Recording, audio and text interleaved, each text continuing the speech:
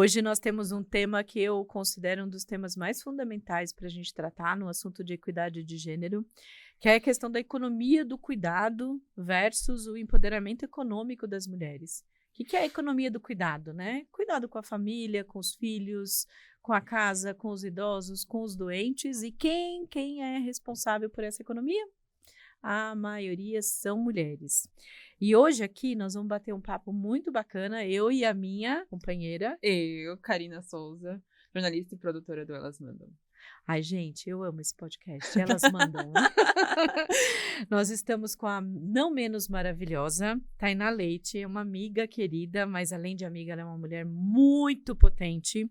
Ela é consultora em diversidade e inclusão, é palestrante. Nossa, essa mulher está em tudo quanto é lugar. Mentora de mulheres. Além de tudo, ela é advogada, gente. Olha isso. Escritora, feminista, mestra em sociologia, doutoranda em ciência política. Não sei como ela consegue, definitivamente. Definitivamente. Eu também não sei. Eu fico assim, tentando entender tudo o que a Tainá faz, mas enfim. O dia dela não tem 24 horas. Não tem. Tainá não tem. É sobre isso que nós vamos falar aqui hoje. Além de tudo isso, a Tainá é gerente sênior de Direitos Humanos e Trabalho no Pacto Global da ONU no Brasil, de quem eu tenho a honra de ser vice-presidente do Conselho do Pacto Global da ONU. Olha só, gente. Só com gente poderosa. Então, vamos assim fazer uma conversa. Já que nós já apresentamos a Tainá. Esse tema é um dos temas, como eu falei, um dos mais caros para a gente. A pergunta, Tainá, para a gente começar e aquecer, assim, a expectativa sobre as mulheres, eu adoro essa frase, e volta e meia eu acabo postando nas minhas redes sociais. A sociedade quer que as mulheres trabalhem como se não tivessem filhos e que criem filhos como se não trabalhassem. Aliás, a Tainá também é mãe. Como lidar com essa equação impossível de ser equilibrada? Olá, primeiro bom dia, boa tarde, boa noite para você que está nos escutando, ouvindo. E quero agradecer demais o convite, Ana, Karina, estou super feliz de estar aqui. Eu acho que essa frase, ela precisa ser repensada até para a gente articular as relações de trabalho, sabe, Ana? Porque, na verdade, historicamente, não se inclui o cuidado nas relações de trabalho. Então, talvez essa frase seja mais verdadeira ainda para os homens, né? Sim. De quem nunca se perguntou o que eles estavam fazendo com filhos e filhas, pais idosos, mães idosas, né, etc. E agora que uma parcela da sociedade de mulheres, principalmente brancas, de classe média, ascendem a determinadas carreiras, né, mais intelectuais, digamos assim, vem essa preocupação, né? E o que a gente vai fazer com os filhos dessas mulheres, né? Ou como elas vão integrar a carreira e a maternidade. E eu digo que essa não é uma preocupação, é uma preocupação, na verdade, muito específica, porque ninguém está preocupado, não só com os filhos dos homens, mas também com os filhos e filhas das mulheres trabalhadoras. Exato. Né? Que servem, infelizmente, às outras mulheres privilegiadas, como você bem falou. Exatamente. Então, eu, quando escuto essa frase, penso como ela nos provoca a refletir justamente sobre as relações de cuidado na democracia como um todo. Ou seja, onde o cuidado entra, ou deveria entrar, como um eixo central da nossa democracia, né? Porque as pessoas, um fato incontestável da vida em algum momento, você vai precisar ser cuidada ou cuidado, né? Ou foi, no mínimo, quando você era criança. Pra gente estar aqui hoje, alguém cuidou da gente, né? Alguém deu comida, alguém botou a gente pra dormir, cuidou quando a gente estava doente. Exato. E cuidou bem ou mal, né? Porque também uma coisa que não se debate, e aí no campo, né, acadêmico aí que eu circulo, é um debate que eu acho muito importante que a gente tem que trazer mais, o que é o bom cuidado? Pois né? Porque a gente naturaliza essa coisa do cuidado feminino e a mãe, mas não necessariamente também essas crianças ou idosos ou enfim, estão sendo bem cuidados, né? Porque nossa, é um ponto muito bacana. Trata-se o cuidado como uma relação passiva. Sim. Então, quem é cuidado ou cuidada sequer é agente, é sujeito ali naquela relação. Não pode nem reclamar, falar que tá ruim, que tá bom, que é isso. É o que temos. Pelo Exato. menos tá sendo cuidado. Tem esse estigma também, né? E vai pro campo, né, da vocação, do afeto, e não da qualidade, da técnica. Então, quem é a melhor pessoa para cuidar? Por exemplo, eu vejo muito no caso até de pessoas mais velhas, né, idosas ou com alguma restrição de saúde muito grave. Sim. Quem é a melhor pessoa para cuidar de um idoso ou de uma idosa? Será que é o filho, o familiar, né? Será que ele tem condições emocionais e físicas, etc?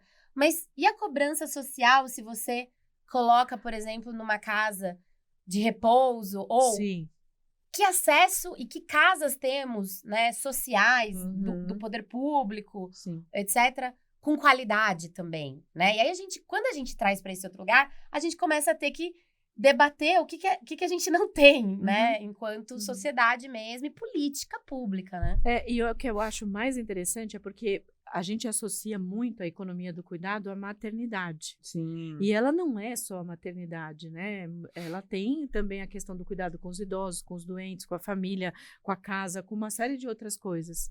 Eu vi uma pesquisa falando que quase 80% dessa economia do cuidado é feita por mulheres no mundo, que é uma economia não remunerada, né? Ou mal remunerada. Ou mal remunerada, não é valorizada, né? Não tem valorização financeira, não é reconhecida, porque ninguém reconhece, né? A gente está aqui porque alguém cuidou da gente, mas ninguém reconhece isso. E um outro ponto, ela não é compartilhada. Quem falou que é só mulher que tem que fazer economia do cuidado? Exatamente. Bom, quem falou é uma grande... Muita gente falou. Muita gente falou, mas provavelmente foi um homem que começou, né? Essa questão do cuidado, né? Separar do trabalho produtivo, vamos chamar assim, né? Então, a gente começa a ter esse debate, essa dicotomia entre público e privado, né?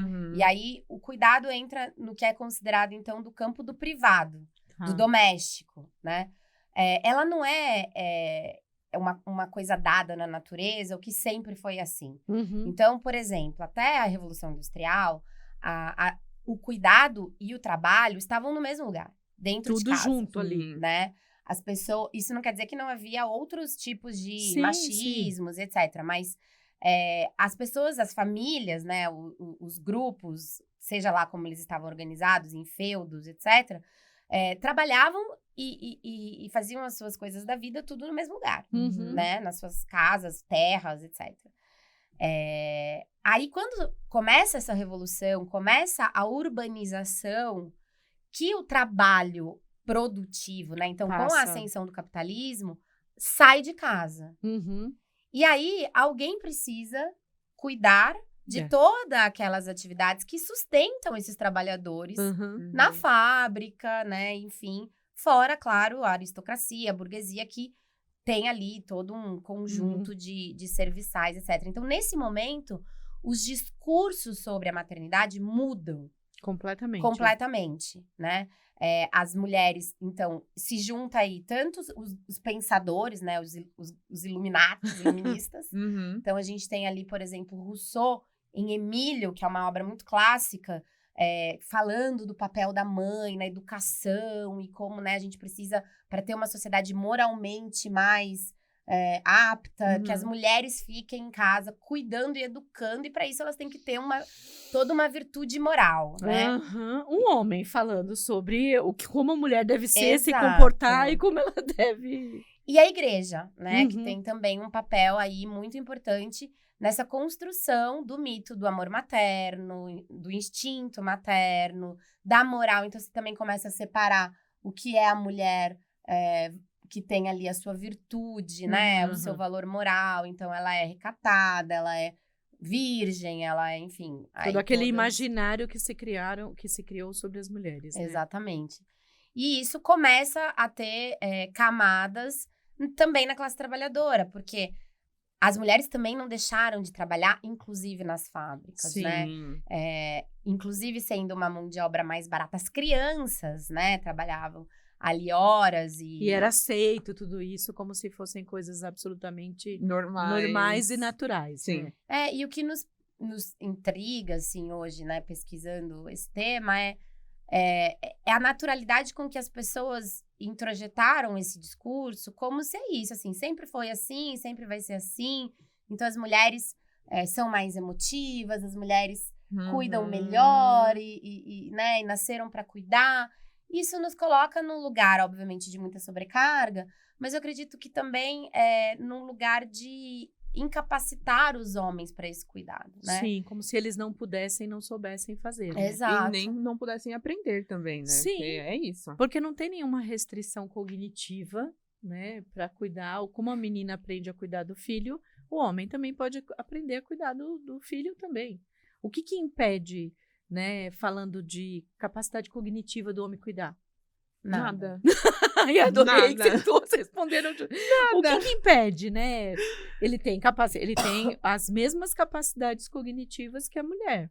Então, se tem as mesmas capacidades e se é aprendido, não é uma coisa que nasce, aquela coisa mística, né? Como se só a mulher... instinto, né? Se só a Como se mulher fosse- sabe cuidar. Então, se é assim, por que não os homens também aprenderem a cuidar, né? Exatamente. E isso também não é verdade desta mesma forma em todas as culturas, Claro. em todos os ambientes. O que nos dá, né, esse horizonte Esperança. de esperança, de entender que, assim, se foi construído, pode ser desconstruído, né? E se não é algo determinado biologicamente, então, gente, fujam de todas as teorias deterministas e que falam, não, estudos provam que o cérebro da mulher...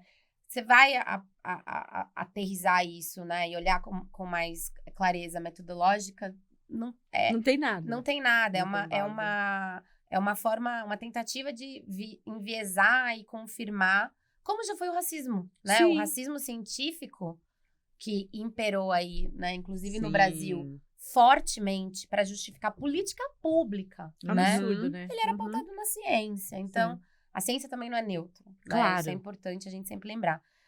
E aí, eu gosto de pensar também que, e isso não sou eu né, inventando, vem de muitos lugares e de muita construção. Eu também acho que é importante sempre pontuar que esse tema não é novo, né? Porque a gente vê, às vezes, as pessoas falando nas redes sociais como se elas tivessem tido, assim, um eureka. insight. Acabou. Hoje eu descobri que a economia do cuidado existe. Às vezes ela descobriu hoje É. mesmo, mas eu acho legal, às vezes, referenciar que tem muita gente falando disso há bastante tempo. Uhum.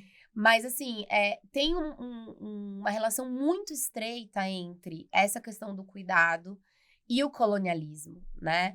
Porque aí a gente vê também a nossa relação com a terra, com o planeta, com a natureza, Sim.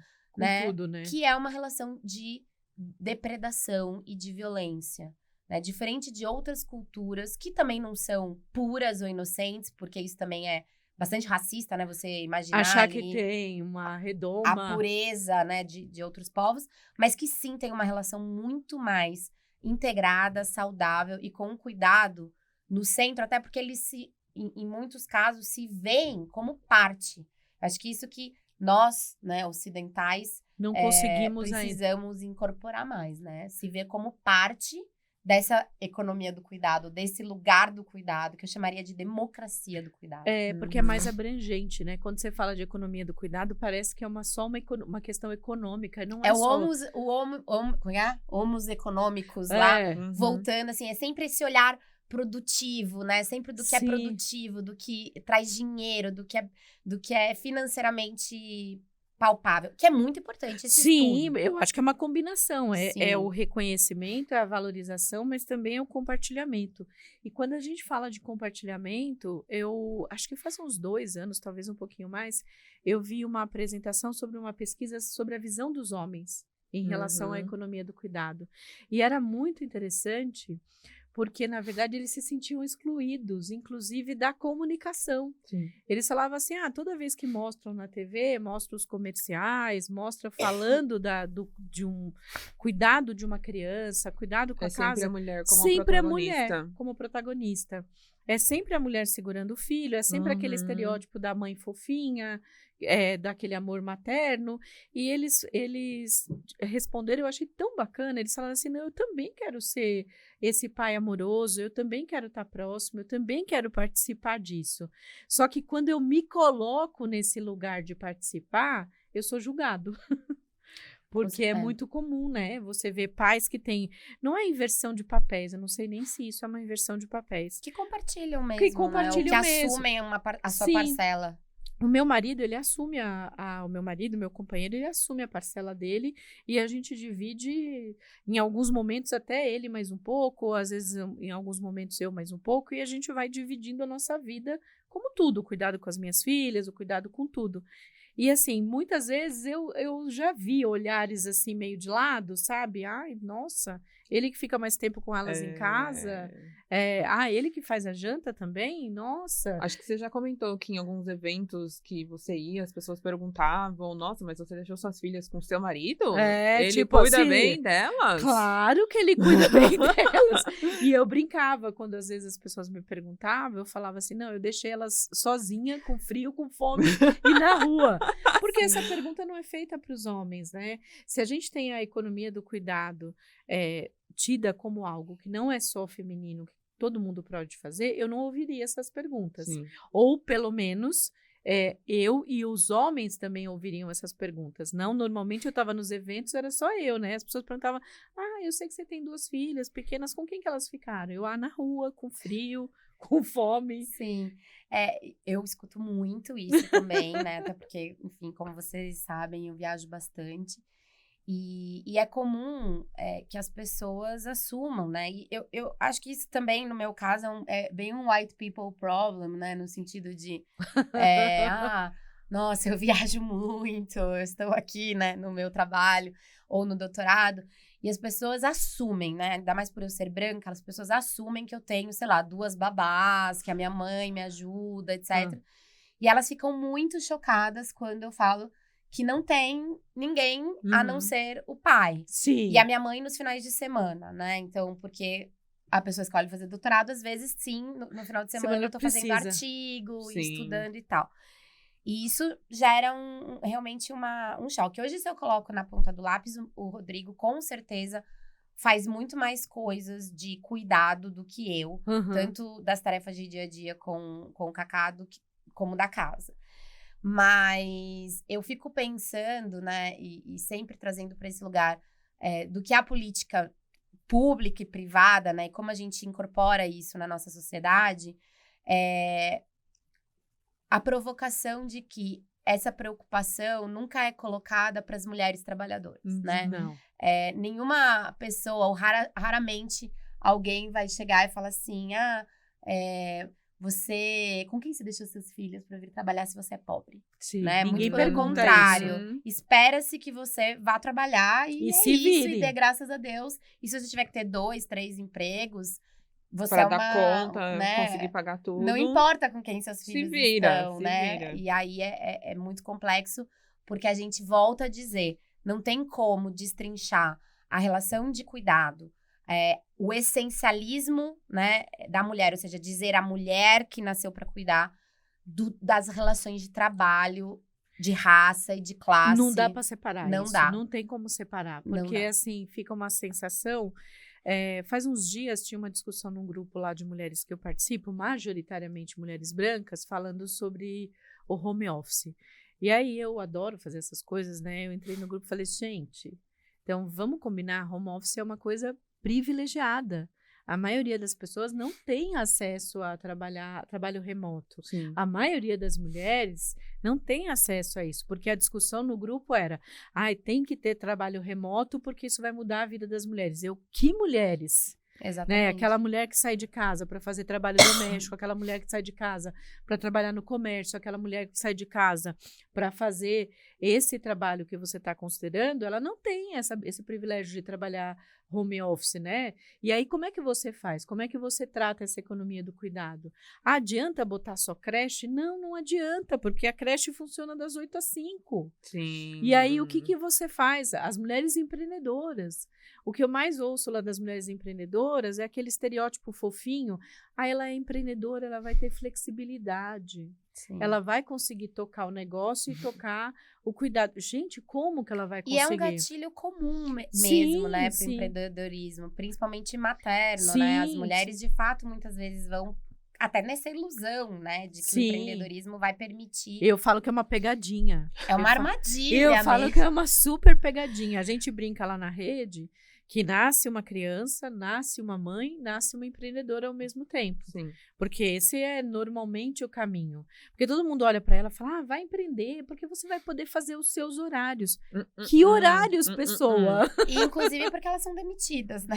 Sim, então, exatamente. também acaba sendo uma não opção em muitos casos, né? Sim. E querendo ou não, é aquela questão da mulher que precisa comandar o próprio negócio e tem, sei lá, uma ajudante, uma funcionária, uma pessoa com ela e ela tem que sair correndo no horário de almoço para buscar o filho na escola em 20 minutos e voltar, porque não dá para deixar o negócio sozinho. Então, não, é eu flexibilidade zero. A maioria das mulheres empreendedoras são MEIs, né? Que é a microempreendedora individual, ou seja, ela com ela mesmo, fazendo negócio, se virando ali nos 30, e não deveria, né, acontecer isso. Então, quando a gente fala de política pública, a gente tem que falar da política pública para chegar nessa mulher. Sim. E não na política pública, como você brincou, né, que é o white people problems, gente, é problemas de pessoas brancas, assim, não para atingir somente uma parte da nossa sociedade. Sim. A gente tem que levar em consideração, que eu acho que é um ponto que você tocou com muita clareza, que quando a gente fala da questão da economia do cuidado, a gente fala também de justiça social, a gente fala de combate à desigualdade. O Brasil é o 7º país mais desigual do planeta. Né? 3% das pessoas detêm 60% da riqueza.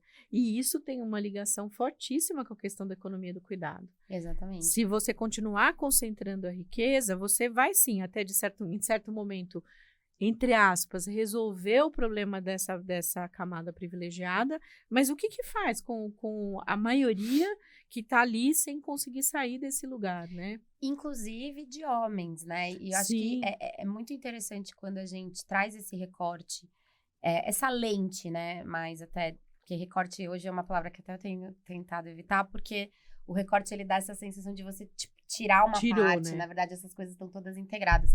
Mas quando você coloca uma lente aí, dessa perspectiva do trabalho, do cuidado, essas pessoas que ficam home office, né?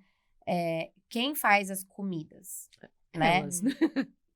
Não, essas mais privilegiadas. Sim. Quem leva essas comidas? Pois né? é. Como é a remuneração desses, em sua maioria, homens trabalhadores que estão ali, Pois é. né, numa situação super precária?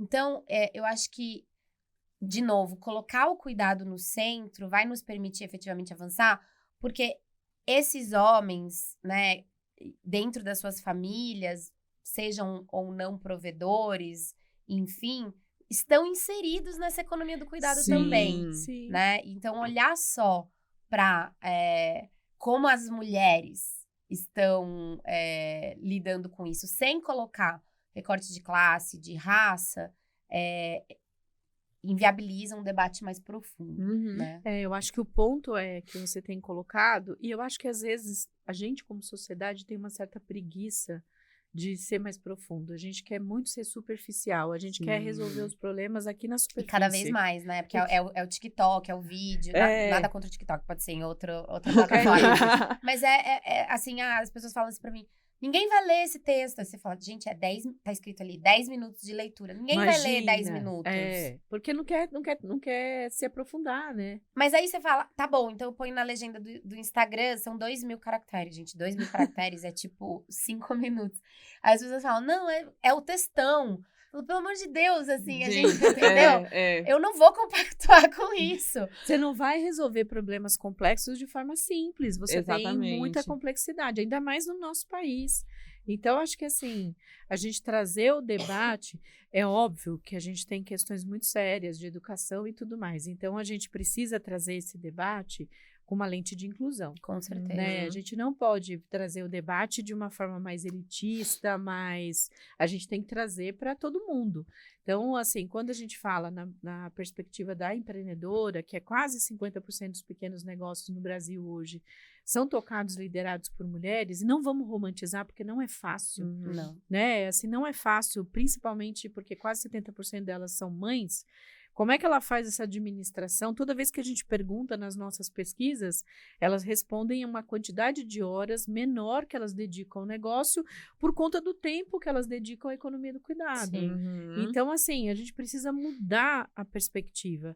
E aí, falando sobre isso, as pesquisas mostram que o trabalho não remunerado, ou seja, esse trabalho que a gente está falando, valem 11% do PIB. Né? O PIB é a soma de tudo que a gente produz, de toda a riqueza. Não deveria, de alguma forma, isso ser recompensado, retornar para as mulheres de alguma forma? Porque a gente não ganha nada, a gente não é reconhecida, não é valorizado, não tem dinheiro. O que a gente ganha com isso? Que inferno! Exatamente. Tem muitos países, né, ou muitos não. Alguns países já debatendo a questão, por exemplo, da aposentadoria, né? Para mulheres, mais a recente Argentina deles, aprovou né? uma lei. Na região, na América Latina, o melhor arcabouço, digamos, legislativo, normativo, de um sistema integrado de cuidados é o do Uruguai. Uhum. E há, de fato, esse debate sobre a remuneração, né?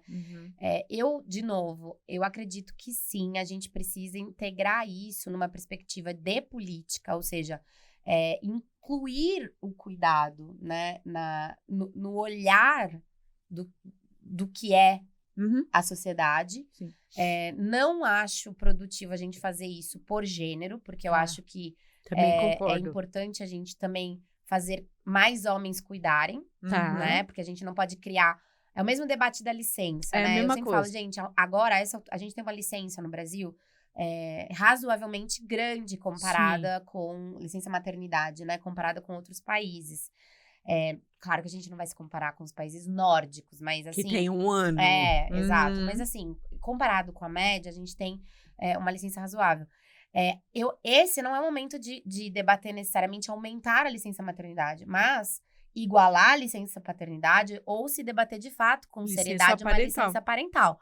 Porque a gente não pode reforçar mais ainda esse estereótipo. Sem dúvida nenhuma. E esse lugar. Mas sim, a gente precisa que o cuidado venha para política. E ele tá vindo, tá? Então é importante dizer que hoje mesmo, literalmente, né? Assim, há poucos dias, o Brasil, o Ministério de Direitos Humanos, Ministério das Mulheres, enfim, foi criado um GT, né? Um grupo de trabalho interministerial para debater o Plano Nacional de Cuidados, né? Penso eu que muito inspirado nesse plano do Uruguai, que é de fato referência na região, e que dentro da sua política tem ali perspectivas, inclusive de educação, de compartilhamento, de, orientação, cursos para homens sobre masculinidade, sobre estereótipos, sobre violência, né, as questões que tangenciam aí todos esses temas, né?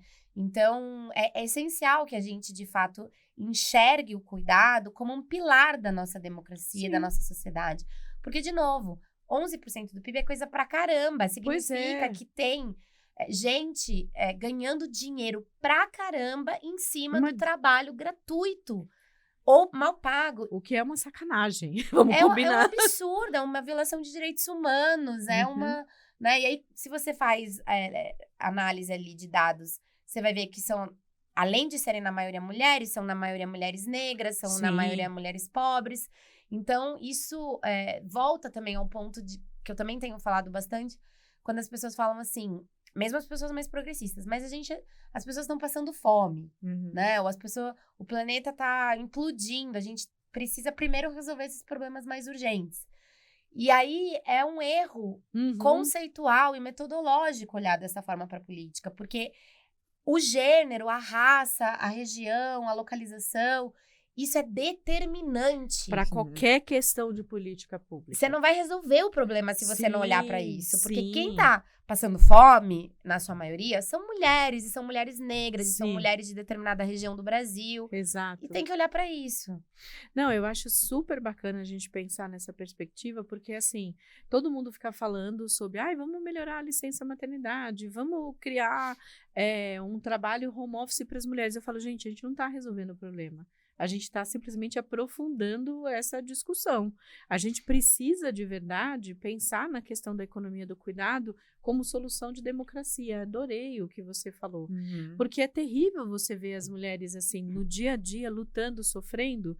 E se você pega, por exemplo, a situação de saúde mental, que foi muito agravada na pandemia, a maioria são mulheres. Sim. E aí você vê todas as consequências dessa economia do cuidado não valorizada, não reconhecida e não compartilhada, inclusive como consequências bem graves na vida, na saúde e na condição física dessas mulheres. Com Então, certeza. acho que temos que realmente mudar. Gente, não é um assunto assim, isso mudaria o jogo se a gente conseguisse de Muda o jogo. verdade aprofundar a questão e trabalhar melhor essa questão. Deixa eu perguntar, Thay, assim, quais são as ações práticas que o Pacto Global tem feito proposta, que geram mais engajamento na sociedade quando a gente fala de economia do cuidado? E como é que essas ações engajam, né? Porque a gente tem que pensar que uma camada da sociedade tem acesso à informação, tem acesso com mais profundidade, mas a grande maioria, a gente precisa conseguir chegar, né? E eu acho que linguagem é uma coisa que é muito importante. A gente aprendeu na rede que, assim, a gente não faz as coisas a partir da nossa perspectiva. A gente tem que fazer tudo, desde tudo que a gente faz, mentoria, educação, conexão, tudo que a gente faz é a partir da perspectiva delas. Sim. Né? Porque senão isso não muda o jogo, né, Thay? A gente tem... Eu tô sempre, né, com vários chapéus, assim, né? Então, eu acho que tem um papel né, muito importante da academia que alimenta, por exemplo, o gestor público, né, com fundamento conceitual.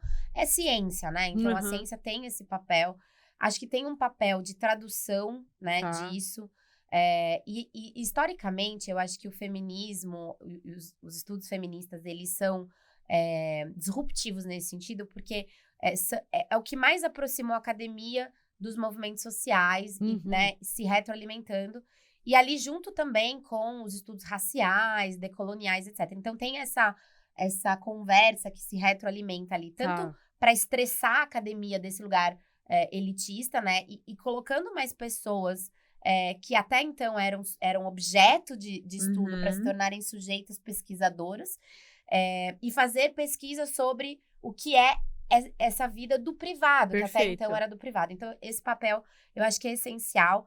E no Pacto, né, na minha função, liderando todas as iniciativas de direitos humanos e trabalho, o nosso mandato está completamente direcionado a mobilizar e engajar as organizações do setor privado, né? Sempre em diálogo, claro, com o setor público, com os gestores públicos também, porque a gente tem muito claro que a gente não vai mudar o jogo sozinho, né? Então, precisa todo mundo se unir. E lá, né, olhando para as empresas, a gente tem... Desculpa, gente. A gente tem esse papel, e aí pensando a gente como setor privado, todo mundo, né? O trabalho, ele é um lugar tanto de reprodução de violências e desigualdades. Maravilhoso. Né? É isso. Quanto de possível transformação, né? Então, historicamente, inclusive, todas as conquistas, todas as lutas por direitos trabalhistas, né, por igualdade de gênero formal na lei, né, das mulheres poderem trabalhar em determinadas funções, das crianças não trabalharem, etc., estão muito ligadas a esse mundo do trabalho. Então, a nossa responsabilidade é enorme nesse engajamento, nessa movimentação das lideranças empresariais, principalmente, né? Então, a gente sentar, engajar e chamar o CEO ou a CEO e falar, bichinho, senta aqui, vamos, né? O que você está fazendo? Qual que é o papel?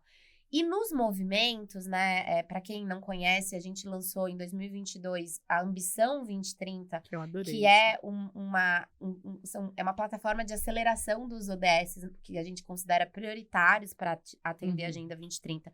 Dentre eles, o ODS 5, que é a igualdade de gênero, e o ODS 10, que é a redução das desigualdades sociais, onde a gente também trabalha as questões raciais, ele tem como objetivo, como meta, né? Porque a Ambição, ela é uma plataforma que fala o seguinte: a gente precisa de metas claras, com compromissos, sabe, muito palpáveis, o que significa que não significa que sejam fáceis, Mas são né? palpáveis. Mas são claros de entendimento. Sim. E aí, no caso, a gente está trabalhando ali com aumentar as pessoas em posição de liderança e alta liderança, tanto pessoas negras e, né, ou não brancas, porque também estamos olhando para refugiadas, Sim, outras sim. etnias indígenas, etc., e mulheres.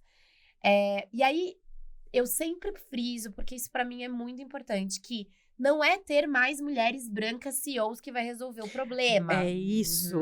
Mas ter mais mulheres com a caneta com o poder de tomar decisão, é um sintoma de que a gente está trabalhando, né? Quando a gente chega lá, que a gente conseguiu estar trabalhando todos os outros problemas, incluindo o compartilhamento das tarefas de cuidado, né? As licenças, políticas de conciliação familiar, né? Trabalho e vida pessoal, essa desmistificação do cuidado, né? Esse repensar as relações de trabalho. Então, tudo isso precisa ser trabalhado para que a gente atinja a nossa ambição dessa paridade. Porque essa frase também virou meio clichê minha, mas as pessoas não brotam na liderança e muito menos lá ficam se você não tem uma série de questões estruturadas para isso. Então, no movimento, a gente tem uma jornada de capacitação, mentorias para alta liderança, um pilar específico de engajamento dessa alta liderança que eu acho, assim, que é dos mais importantes, sabe? Quando o Carlo, né? Quando o outro homem branco, hétero, cisgênero, chama os pares dele pra falar, na chincha, no amor ou não, e fala, e aí? O que você vai fazer? Né? Isso tem um poder muito importante, é por isso que a gente precisa muito de aliados, gente. Sim. Né? A gente precisa que esse, de fato, seja entendido como um problema de toda a sociedade, porque não é um problema das mulheres. Esse é o ponto. Das mulheres cis, né? É um problema, uma sociedade que não sabe cuidar, né? Uma sociedade que não valoriza o cuidado, uma sociedade que está adoecida, né? Uma sociedade que o Brasil, você falou, é o 7º país mais desigual. Sim. E é também o país com maior índice de doenças mentais, né? De adoecimento, depressão, ansiedade, etc. do mundo. Né? O que isso diz sobre o nosso... O que diz sobre a gente, né? Não é só que a gente usa a maior quantidade de horas utilizadas nas redes sociais. Também. Também. Tem, assim... Uma coisa também está ligada a outra. É uma outra conversa que a gente poderia ter muito profundamente e achar e dar, enfim... conseguir descobrir várias coisas sobre os nossos comportamentos. Mas... Vamos ter várias temporadas para falar sobre isso. Não me chamem que eu sou péssima. Né? O tempo inteiro mas precisa de uma distraçãozinha de vez em quando. Para falar um pouquinho mais sobre essa questão de economia do cuidado, divisão de tarefas e afins, a gente recebeu a história da Luciana, uma empreendedora de Manaus. Ela contou pra gente que ela e o marido trabalhavam numa mesma empresa, enfim, setores diferentes, mas trabalhavam numa mesma empresa, e aconteceu de um ano os dois serem demitidos. Meu Deus. Com um filhinho pequeno em casa. Então, todos os sonhos foram jogados pro alto, deixados de lado. Eles precisaram abandonar o apartamento já comprado que estava sendo pago, foram morar numa casa emprestada. E, assim, as dificuldades aumentando, as contas chegando, até que, de alguma forma, a Luciana conseguiu fazer um curso que ensinava a fazer bolos de potes para venda. E essa foi a saída da família. Então, ela conseguiu fazer esses bolos, a família dela, amigos próximos deles, começaram a comprar esses doces para, de alguma forma, poder ajudar eles. E, enfim... O negócio dela cresceu, ela se estabilizou, o marido começou a trabalhar juntamente com ela também.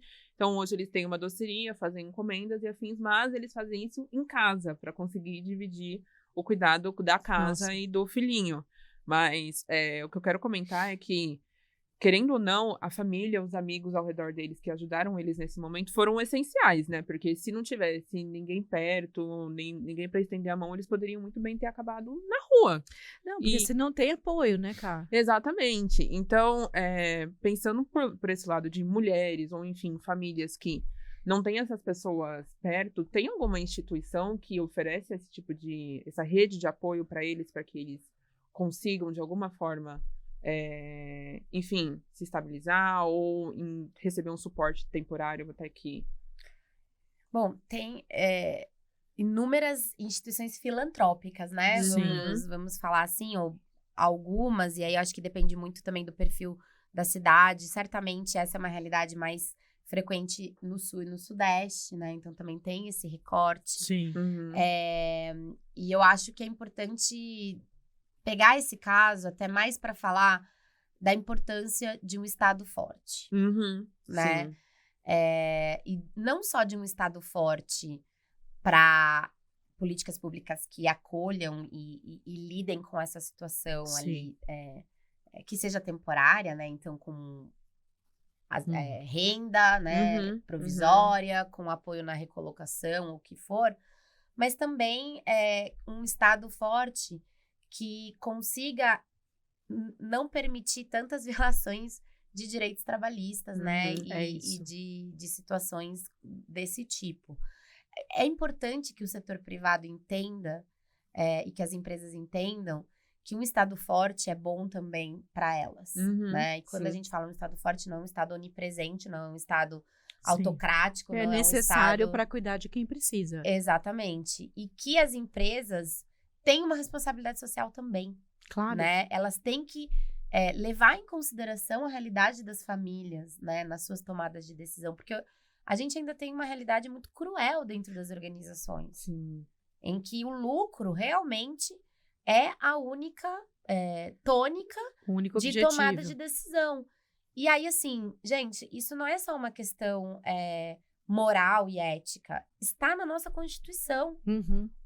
A empresa tem uma responsabilidade, um dever socioambiental, etc. Não é apenas... ela não existe apenas para o lucro. Então, esse também é o nosso papel. Aí, falando um pouquinho disso, eu acho que é até mais... É uma reflexão, porque eu posso falar, talvez, alguma instituição e esquecer de outras, enfim. Sim, não, mas eu acho que é isso. E a filantropia, eu acho que ela precisa também ser pensada como uma medida muito imediata, assim, mas ela precisa ser menos romantizada, sabe? Porque a gente tem muito esse lugar, eu brinco que é o lugar da rica branca culpada, ou rico branco culpado, que quer fazer filantropia, mas... E fortalecer as políticas públicas, né? E mudar as estruturas da sua empresa, né? Ou das suas empresas. É isso. Isso que faz a diferença. Eu tenho falado muito na rede, assim, que eu faço, entre aspas, né, filantropia, ou a rede é um negócio social há 13 anos. Mas eu acho que o nosso papel, além de atuar na ponta, ele é um papel muito importante de empurrar a política pública. Né? É o advocacy. É o advocacy. Não adianta você tentar resolver por conta e ordem, achar nesses heroísmos individuais que a gente vai conseguir mudar a realidade do nosso país, né? É um país muito desigual e para resolver desigualdades tão profundas, não dá para você imaginar que sairemos eu, a Tainá e a Karina, vamos mudar, botar nossa capa de super-heroína e vamos mudar o país. Não funciona desse jeito e eu acho que é até preocupante a gente pensar desse jeito. Agora, voltando a um ponto que você falou, Tainá, não existe empresa feliz com uma sociedade doente. O que adianta a empresa ser super lucrativa e todo o entorno da empresa está desmoronando, né? O meio ambiente está ruim, as pessoas estão passando fome, você tem a sociedade ali no entorno não conseguindo viver de uma forma boa, então não faz sentido. O lucro pelo lucro, a gente já falou sobre isso, tem muitos empresários, inclusive mais conscientes, pensando nessa questão e não pensando nessa questão usando a filantropia, como você colocou. Com certeza. Usando de verdade... não estou falando com isso que não tem que fazer filantropia. Façam, porque a gente precisa de ajuda. É aquela coisa, né?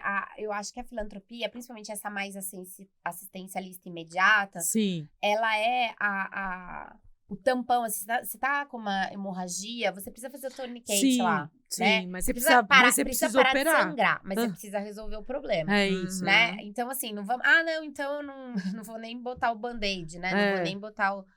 as coisas se complementam. O problema é quando você escorrega nessa ideia, como você bem colocou, de individualista, né? Sim. E aí, eu li um texto recentemente que eu amei, assim, acho que é da Janaísa, que ela fala que a gente precisa praticar a desimportância, sabe? A nossa própria desimportância, no sentido de... não é ninguém sozinho muda nada. Nada. Né? É uma questão coletiva, a gente precisa trabalhar cada vez mais esse coletivo. Tem muita gente legal fazendo coisas legais. Acho que no Pacto a gente também tem um propósito de ser aglutinador dessas iniciativas, né? E de juntar, tentar inventar menos a roda, né? E dar mais visibilidade e conectar quem já tá fazendo coisas interessantes que podem ganhar escala.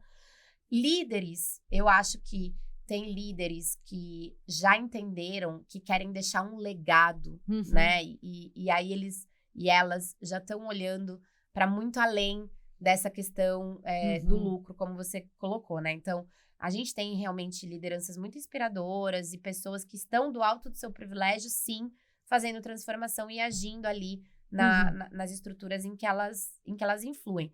Mas, assim, de novo, se a gente não tiver reformas estruturais, não vai resolver. Eu vou dar um exemplo que eu acho que talvez não seja tão conhecido, mas a gente tem, por exemplo, agora super no debate a reforma fiscal. Tá. Né? A fiscalidade brasileira, né? A estrutura fiscal brasileira, ela é feita para manter a desigualdade. E ela penaliza mulheres e pessoas negras. Eu recomendo quem tiver interesse de se aprofundar mais, que, né, busque aí no Google. Tem núcleos, inclusive, de economistas feministas que detalham isso. A gente teve recentemente, como pacto, na Câmara, numa audiência pública, falando sobre tributação, gênero e raça, em que vários especialistas do IPEA, da academia, de movimento social, como a Oxfam, o Pacto, e empreendedoras, empresárias, debatendo sobre como a forma como a nossa tributação está estruturada sempre vai reforçar essa desigualdade. Então, não adianta você fazer uma reforma fiscal que não leve em consideração gênero e raça e ficar fazendo filantropia. Entendeu? Aí, ao mesmo tempo que você está entregando presente no Natal e ovo de Páscoa na Páscoa, na comunidade, tirando fotos, se sentindo benzão com você mesmo, você está defendendo, às vezes, uma política que reforça isso que só reforça. ad infinitum. E aí? Eu falo que uma parcela da população quer aplacar a consciência, não quer combater desigualdade, não quer justiça social. Exatamente. Porque, assim, no fundo é isso, né? Combater desigualdade é combater de verdade. Não é simplesmente entregar uma cesta básica, um ovo de Páscoa, presente no Natal e achar que isso resolve os problemas. E, de novo, tá tudo bem, entregue, tá tudo bem. Mas não é sobre isso. Não é sobre não entregar. É sobre entregar e, ao mesmo tempo, brigar por mudanças de verdade, mais profundas. Justiça social é sobre você ter oportunidade, ter dignidade. E quando a gente fala de economia de cuidado, a gente fala sobre isso. Sim. Nossa, gente, dá vontade de não parar mais. Ainda temos perguntas. Vai, cara. Não, podemos. Seguimos, podemos. Então. Como você acha que a questão do trabalho invisível deve ser resolvida no âmbito familiar, coletivamente, com leis ou políticas públicas, né? Aí toca um outro ponto super interessante e estrutural, porque assim, a gente tem também, isso é importante dizer, uma sociedade, né? E aí eu vou olhar Brasil, tá?